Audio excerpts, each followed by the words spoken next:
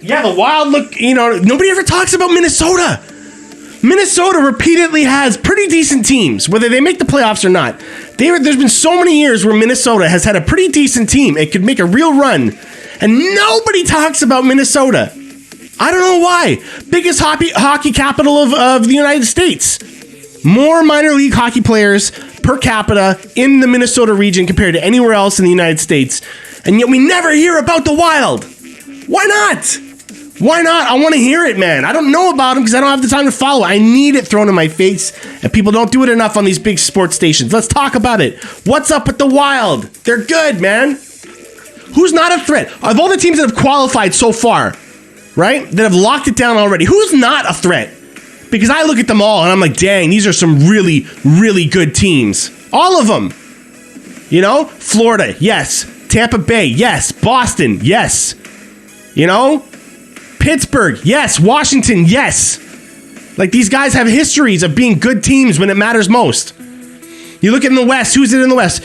Calgary, yes. You know what I mean? Calgary has got 3 of the top players for plus minus in the league, okay? Ha, ha, ha, ha, ha, ha, right? But at the same time, they are top 6 for goals for in the NHL right now. There's 5 teams ahead of them for most goals for, but they're in the top 3 for goals against, like lowest goals against. So Calgary is 6th at scoring and 3rd best at not being scored on.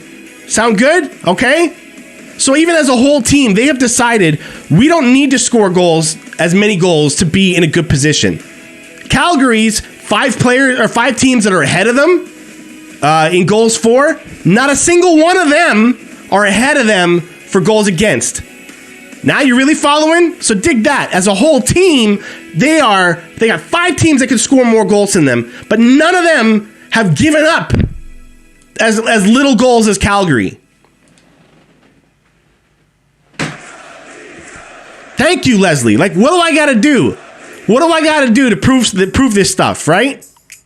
It's not that the 3 best plus minus players are just benefiting off of a team stat. They are part of that team's success. They are part of a team that they all are buying into. Shut it down. Do not get scored on. We don't need to score 7+ goals a game to win. We only need 2 or 3. So they don't score as many as the top 5, but they are out there shutting teams down, man. Shutting teams down. So watch out for Calgary. You know what I mean? Who else has made it? Minnesota's made it. They look like a threat. Who else? Has Edmonton solidified their spot? Honestly, if Edmonton and LA Kings get in, they are the 2 teams that I feel like are really riding on weak competition right now to get in. I don't think they're going to be as much of a threat. They could go either way with those 2 teams, but it could go successful. If you're in, you've got a shot, man.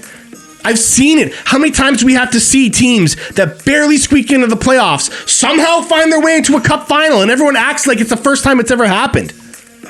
Like, it happens. It happens. If not a cup final, then a conference final. There's always some team every year that squeaks in, and before you know it, they're on a huge tear. So, who is not a threat right now? Nobody.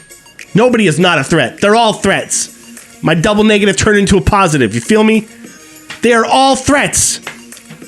So, what a time to be watching NHL hockey. It makes for playoffs that are gripping and exciting. It's unpredictable. I mean, it's fun. Is Matthews deaded? I don't know, Schnitzel. I don't know, man. I think that he's just in no rush to come back because he's already solidified some things for himself personally. And now it's like he wants to focus on the goal, man. The goal. The goal from here on out is cup, right? That's all. I know it doesn't seem like that because these young kids are tearing up their own personal records and stuff. They're just dominating offensively.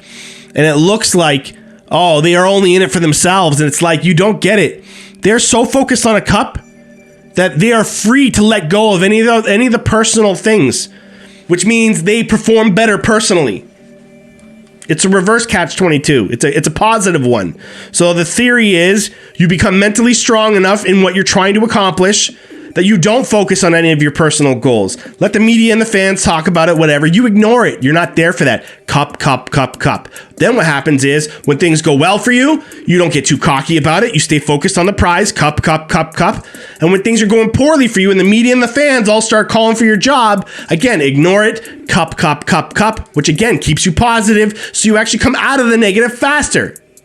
Do you see?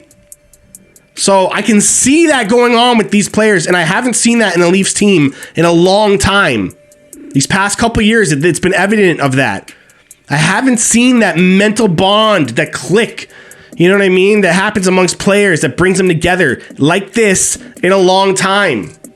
So anything's possible. I see the magic. I see the potential right under the surface, and who knows? It may never come out. That's what can happen in hockey.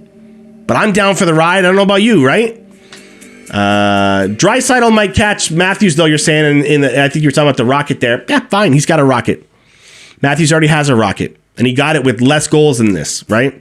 Because of the shortened seasons and whatnot. So he's got his rocket. He's beat the Leafs franchise record. Now it's just a matter of getting that final thing that he wants, you know? Get that cup, baby. Get that cup. I'm really impressed with Engvall this season. I agree, although I've liked him for however long he's been on the team right away. So, but I also understand why he got overlooked a lot. You know what I mean? He was out there in some situations I'm not sure he should have been. They were testing him out, figuring out how they can use this guy. And I think they finally figured out a place that works best for Engvall. And it really shows in his play. So whatever his role is now, stick with it. That's the kind of role you want from him. So thank you very much, everybody. I think we'll take off tonight, all right? Thank you so much for all that chat participation again. And for all the... there's some more there, too. Yeah, Soup. See, Leslie, people love your sound, man. That's Leslie's, eh? She gave that to me. So thanks for using it, Crappy Cannoli. Oh, I just had some delicious cannoli, man. There's a pizza place near me that also has some bakery stuff, too. I'm telling you, I don't know if this cannoli is 100% legit in terms of, like, authenticity, and I do not give a crap. You understand me? This cannoli is the best cannoli I've ever eaten, ever. Do you understand? Like, not even close, not even a smidgen of a tie. By far, hands down, I can't even believe they're calling this stuff cannoli because it's so much better than all the other cannoli I've ever had. That this has to be some sort of mix-up of what it's supposed to be. I don't know, but it's definitely not crappy cannoli. What am I doing?